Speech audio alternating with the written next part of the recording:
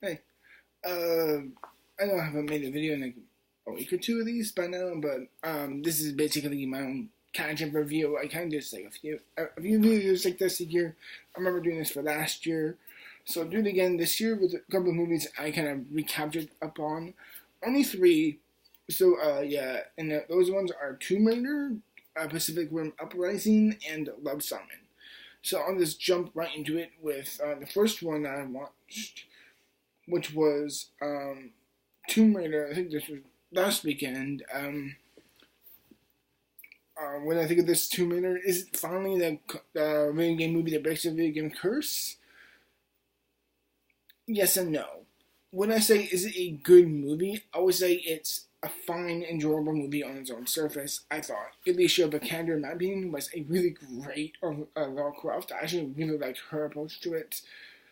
I like how the movie had like a more of a dry, grounded video game feel to it. Like it's fun, high octane, and high octane, and exhilarating, and all of its own sake.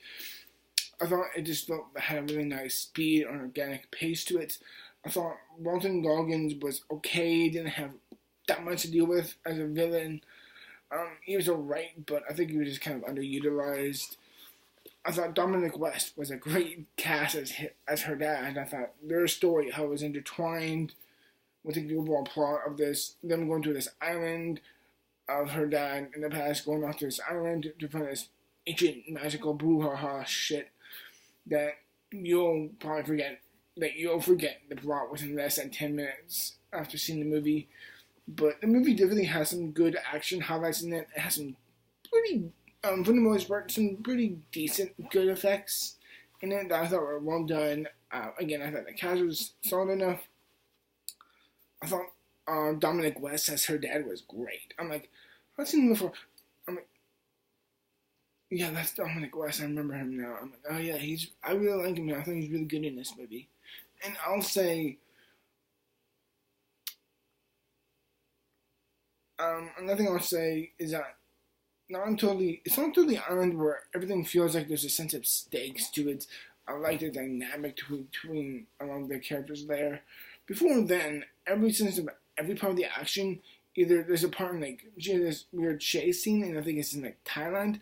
It's one of the most empty action scenes you'll watch. I thought there was little to no stakes, and there's very little to no interest or stakes, not until they got to the island, which I thought is where the movie went from average to pretty good, in my opinion. And that's my thought. So yeah, overall, in my opinion, I thought Tomb Raider was not the video game. It didn't break the video game mold, but at the very least, I thought it was solid enough where I enjoyed it. I give Tomb Raider.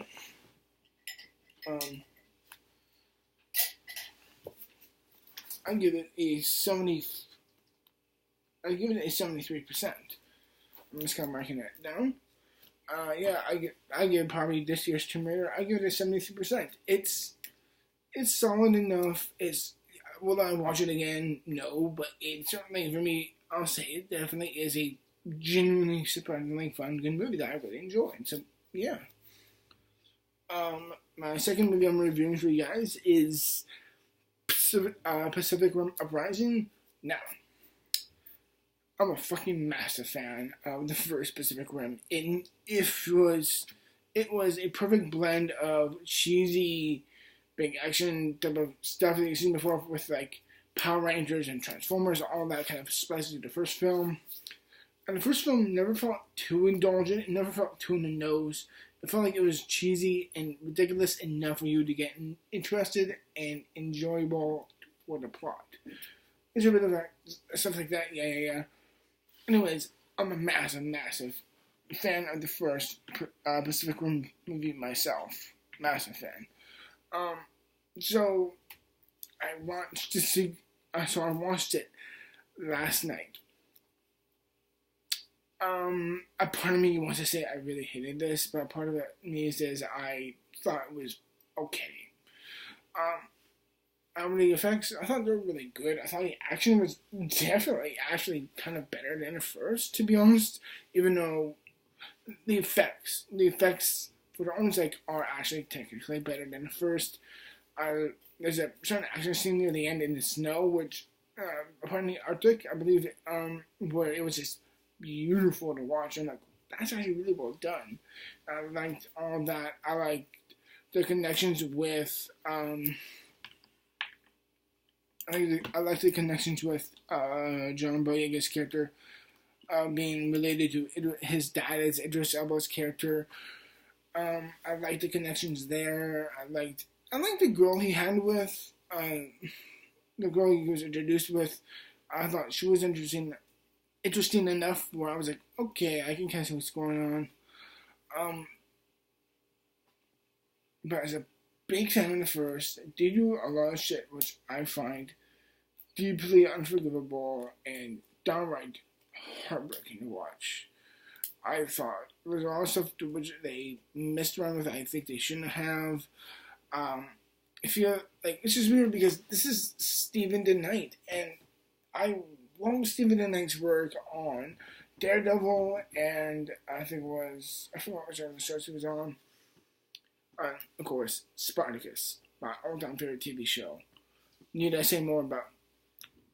There's a lot of shit that I found very unlikely, and I've really felt kind of too self-indulgent. It was really stupid. It gave no shits. It just lacked all sense of weight or greatness of anything like the first. It's a bit of a letdown, but I'll at least say I'm happy I give it a chance. It had some good stuff to it, but for the most part, I'm a bit pissed about it. So yeah, I'm going to give Pacific Rim, I'm going to just give it a 51% in my mind. So yeah, there's that. Now my last review is clearly the best out of the three, and that is Love, Simon. The first thing I really like about Love, Simon is just the way it just presents itself. It's very grounded, very real. It really does feel like how this type of dog really should be in a family. It doesn't feel overly grandiose or anything like that. It feels very down to earth. I love the dialogue between everyone in this movie. I thought the relationships between Simon and his mom and dad, played by Jennifer Garner, and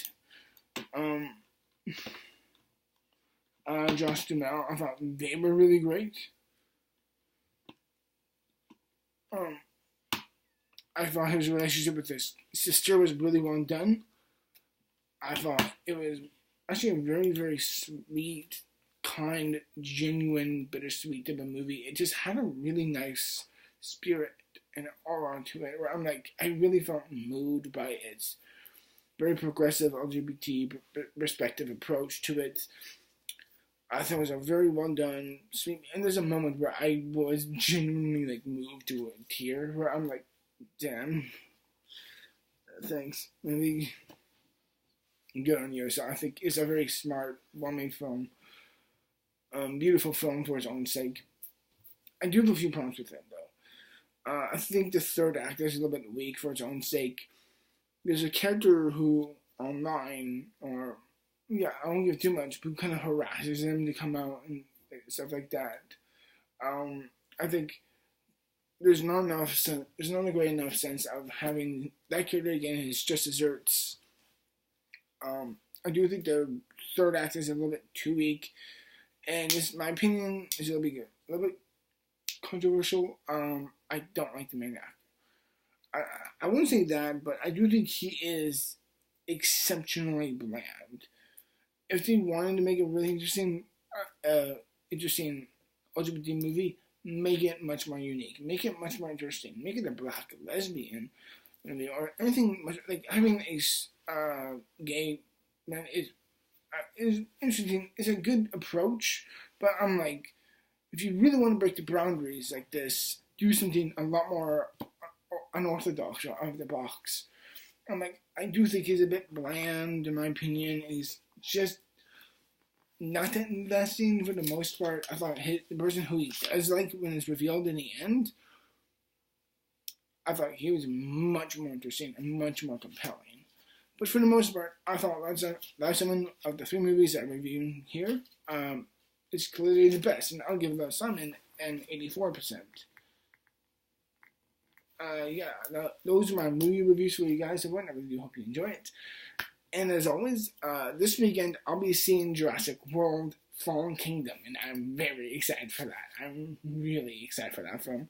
So, yeah, till then, everyone, thank you very much for watching, and I'll see you in the future for more videos. As always, till then, thank you, and have a good day. Bye-bye. Bye-bye. Cheerio.